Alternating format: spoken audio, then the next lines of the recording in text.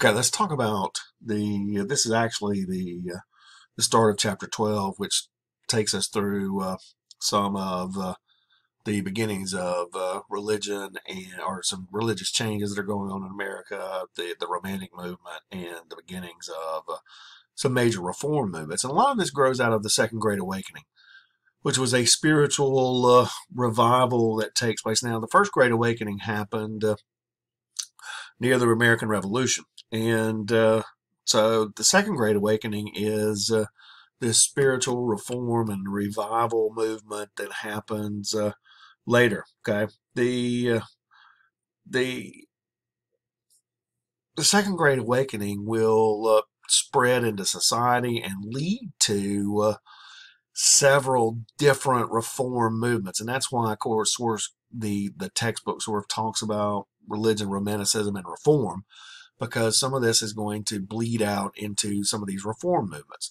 By the way, temperance is the anti-alcohol movement, asylum and penal reform, abolitionism, which is, of course, extremely important to us, the women's rights movements, the beginnings of the women's rights movements, and educational reform as well. So don't think of it as just a religious movement. Think about it as a religious movement that helps spur on social and eventually some political reform as well. Second Great Awakening dates back to, in some ways, the Enlightenment. All right, the Enlightenment had spawned deism and other things that had increased after the American Revolution. It led to a really kind of by the end of by the end of the 1700s or so. All right, there were basically two kind of schools of thought, religious thought here in America: Unitarians and Universalists. Unitarians said that Jesus was not divine, but was a great guy.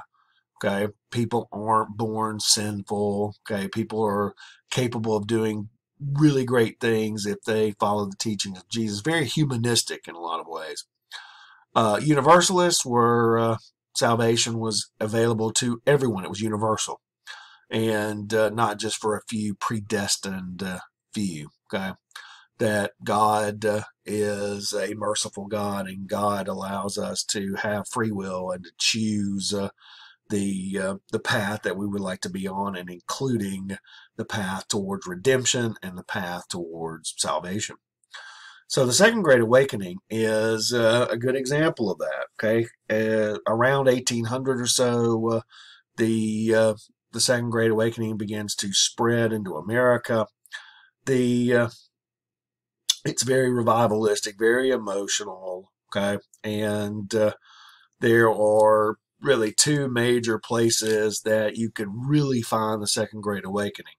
One was in New England, where many of the colleges that become Ivy League schools, for example, will be founded as part of the Second Great Awakening uh, movement. Okay, so they will then spread westward into the West. Okay, and it becomes part of the frontier as well. It becomes very revivalistic out on the frontier. So this is it's what had happened during the First Great Awakening, and it's going to continue to happen during the Second Great Awakening. Camp meetings, people coming together, great orators, great preachers coming together and coming out and having huge crowds come to attend. All right, a lot of human expression, dancing, singing. All right, the women came to many of these meetings as well. Okay, so it's all the same thing as part of the First Great Awakening. This is many of the frontier revivals where you begin to see Baptists and Methodists begin to really grow as a denomination. The Methodists were especially prominent in the frontier areas. They had traveling evangelists on horseback that would ride the circuits, and they would go from town to town to town preaching sermons. Okay, the even this revival movement spreads into the African American community as well. And Black Methodism is a great example of that. The women were part of the camp meetings as well, and I told you that. And that, of course, gets the beginnings of some of the women involved in some of this religion and reform as well. The Some of these guys are they are going to, like we said, it begins in New England, okay, and I'm gonna go right here, and it begins in a lot of these areas up here, and then we'll begin to spread out into other parts of America. One of the biggest areas that you saw this develop is something called the Burned Over District in New York.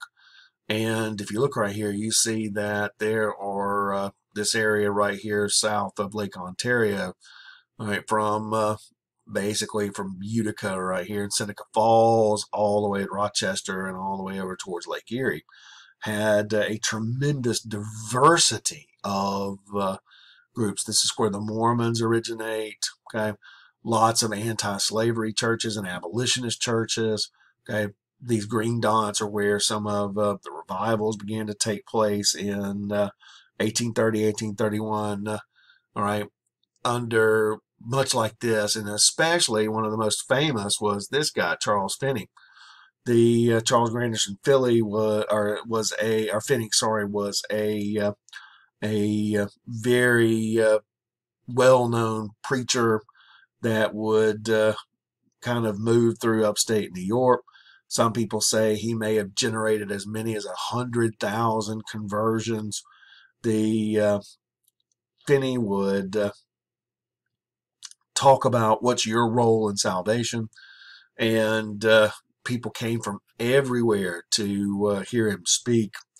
And it's really, I mean, it's a kind of a combination of a lot of religion of salvation ideas.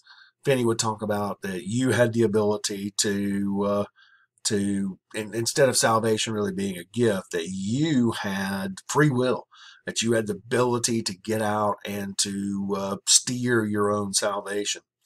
That's a very democratic thing. It's a very almost, I hate to, it's very self-centered. All right, you have the ability to do that. You have the ability to follow Christ to salvation, and so that draws a lot of people under the tent, so to speak. Okay, including people that will continue to develop.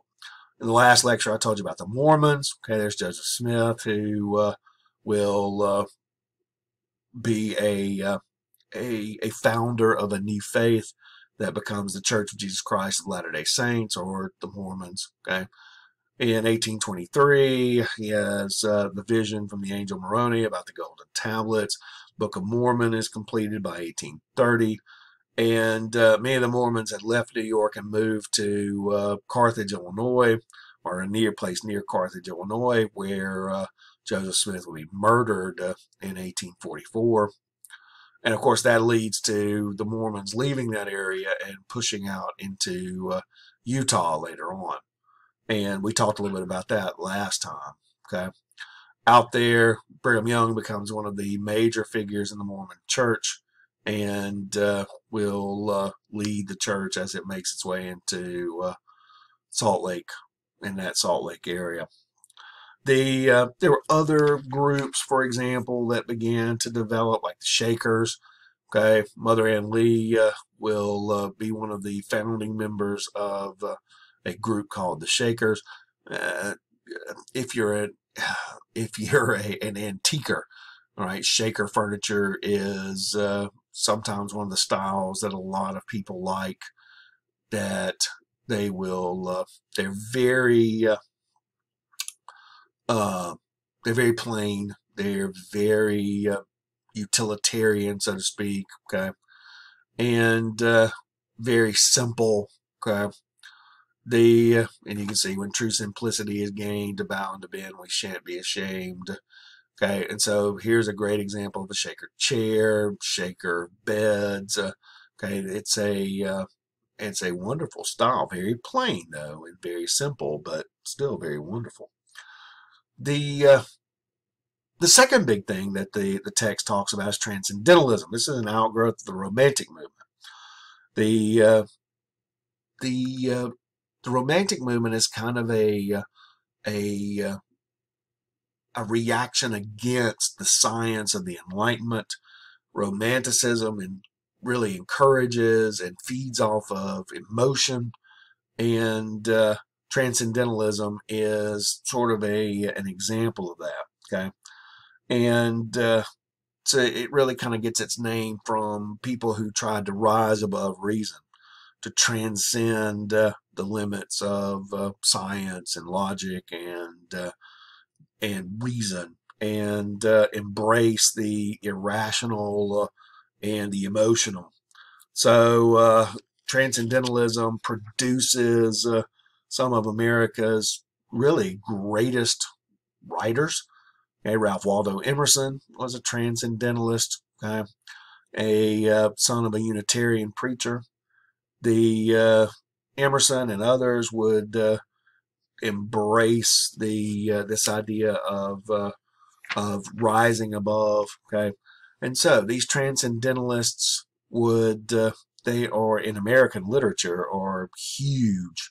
Okay, Henry David Thoreau, Ralph Waldo Emerson are some of the most famous. Okay, but also you see, all right, Thoreau's Walden. Scarlet Letter, The House of Seven Gables by Nathaniel Hawthorne. Okay, so let me get over here and show you. Okay, so Ralph Waldo Emerson, Nature, Self-Reliance, American Scholar, Henry David Thoreau's Walden, Resistance to Civil Disobedience. Okay, so all of these are great transcendentalist writers.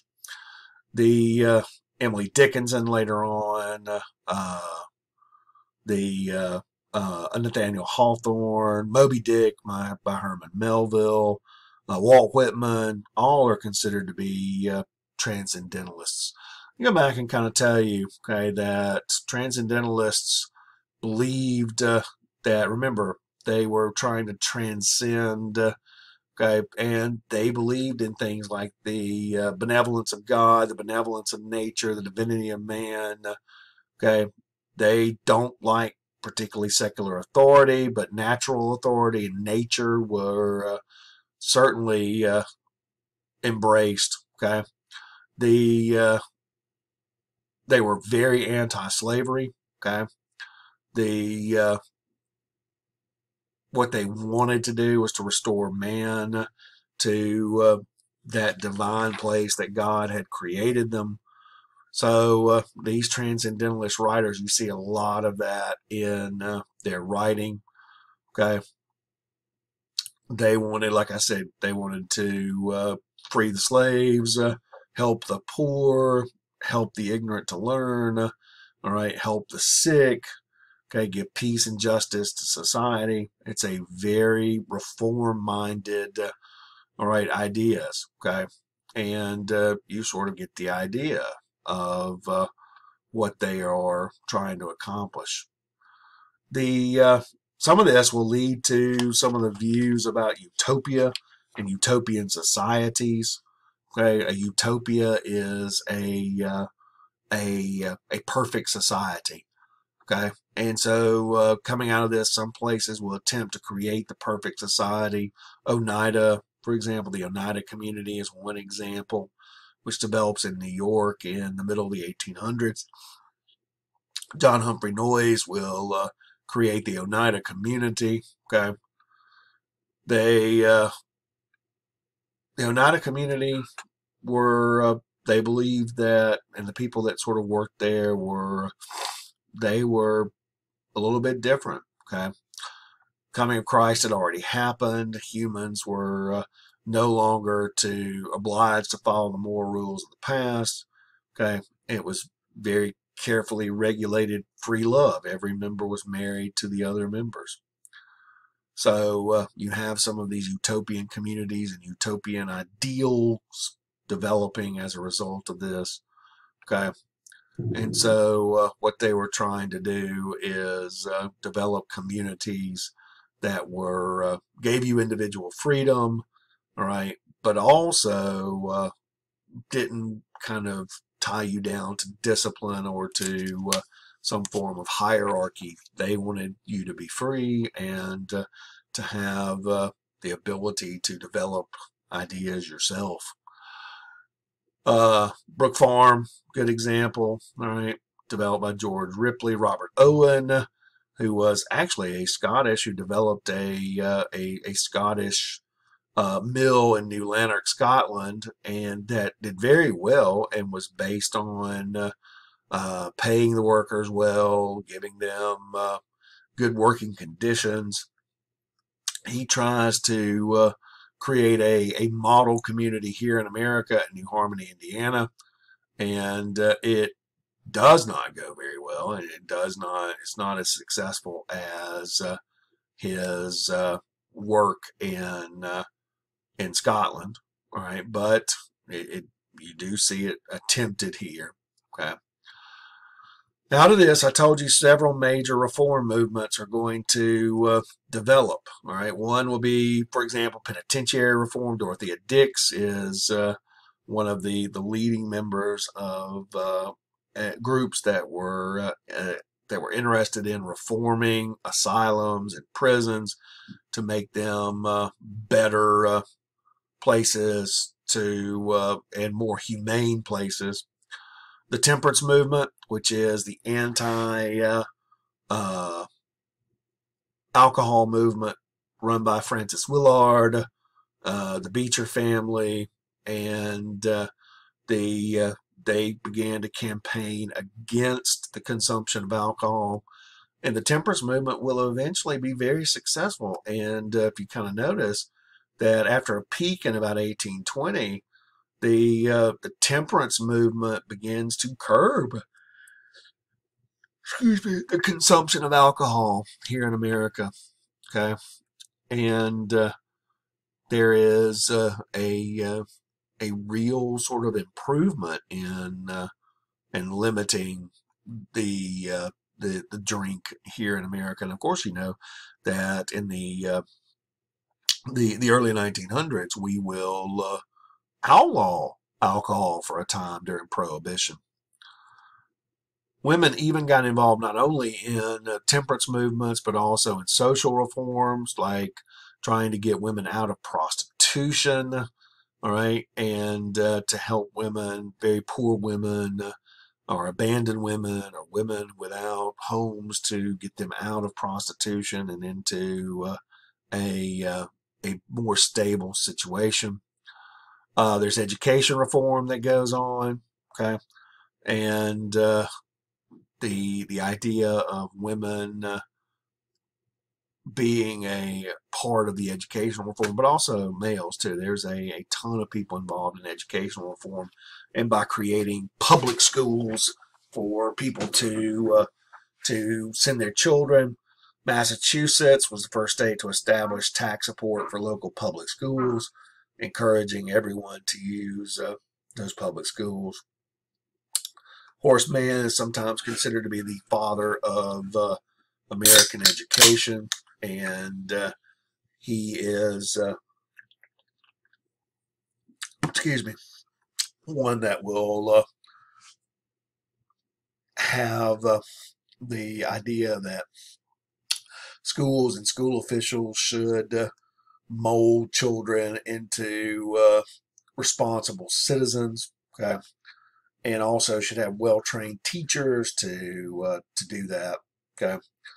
So new textbooks, new ideas began to show up, all right, and teaching not only how to read and write, but also American values, morality, respect, okay, the Protestant work ethic, all right, hard work, sobriety, okay, all of those things that we would be uh, needing for our children to be responsible citizens.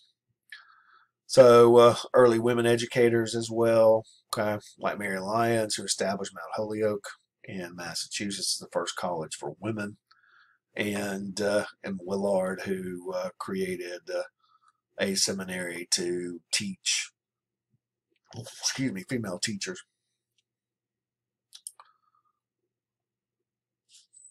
This is, of course, in contrast to the cult of domesticity idea that women should only be in the home, and her role was to civilize her husband and family.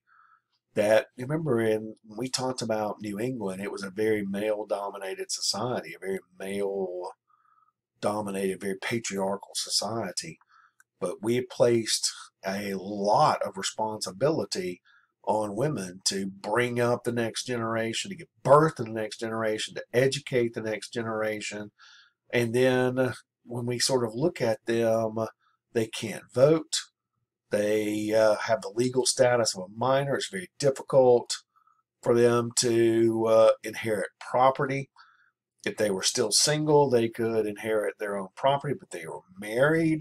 That property went to their husband. They could not initiate divorce, couldn't make wills, couldn't sign a contract without their husband's permission. And so you can kind of see that we are starting to make women more responsible for some of these things, but then we are treating them essentially legally like children. And as the cartoon sort of asks here, what would it be like if women were on the other side? Okay, and you can realize that that would be a totally different scenario. The second Great Awakening is also going to encourage women to take a more active role in improving society, including going after slavery and being abolitionists. The Grimke sisters, Lucy Stone, right? They're going to not only be abolitionists, but many of them are also going to be pioneers in the suffrage movement as well. The attempt to give women the right to vote. And early on, many abolitionist women also were fans of suffrage, and what you kind of saw them believing was that the getting African American women the right to vote would also help getting all women the right to vote.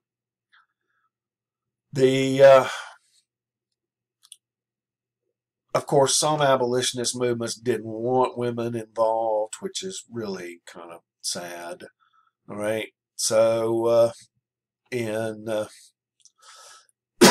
there's really a split in the abolitionist movement over women's roles. And what you have, and what kind of leads to that, is in 1848 the Seneca Falls Declaration. Okay, this is a kind of a paraphrasing of the Declaration of Independence, and basically it said all men and women were created equal, and that placed any law that placed women in an inferior position or contrary to nature. All right, so it's essentially a declaration of women's rights in many ways. Okay, this is going to lead to a sort of a women's movement, not only in abolitionism but also in women's rights and suffrage, and many women will be parts of both of them. Okay, so they will begin to oppose not only slavery, but also they might be involved in temperance movements. They might be involved in any kind of movement to improve the lives of the poor. Some might work in soup kitchens. Okay, so they were involved in lots of different ways to express themselves. Okay, inside the abolitionist movement, there's no real anti-slavery sentiment here in America in the North during the 1820s and 1830s. Okay, Missouri Compromise is right here, and we've not talked really a whole lot about abolitionist movements. It's just not there.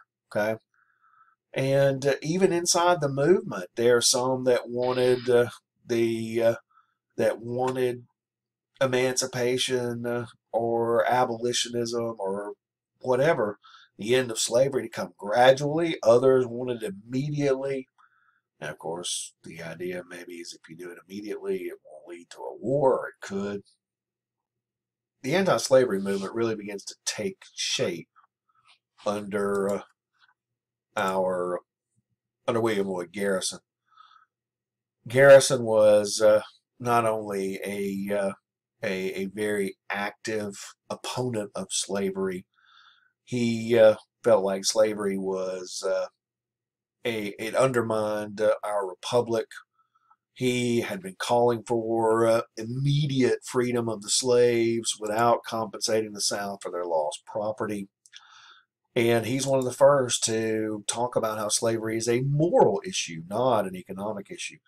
The South, of course, is always going to say that because of cotton and because of the necessity of slaves, that attacking slavery was attacking the South's economy. It was ruining their ability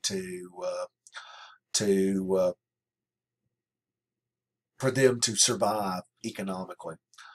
But of course, Garrison's going to turn that argument into a moral argument and simply say that enslaving another human being is immoral.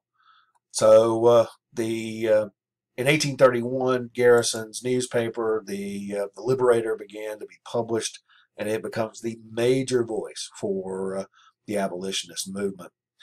And remember, guys, we're going to see all sorts of excuses for slavery, and abolitionism is going to have to really cut into the tree of slavery here, and realize that, and this is their job, really, is to point out that slavery is full of brutality, that it is full of murder, it's oppressive, and all of those things. They've got to convince others that this is the way the system of slavery operates. Remember, the South tries to cultivate this issue of the positive good, that slavery is beneficial to the slaves, that they have a place to live, they have food to eat, they have a farm to farm, and without that they would be lost, and that they're taken care of by these benevolent masters.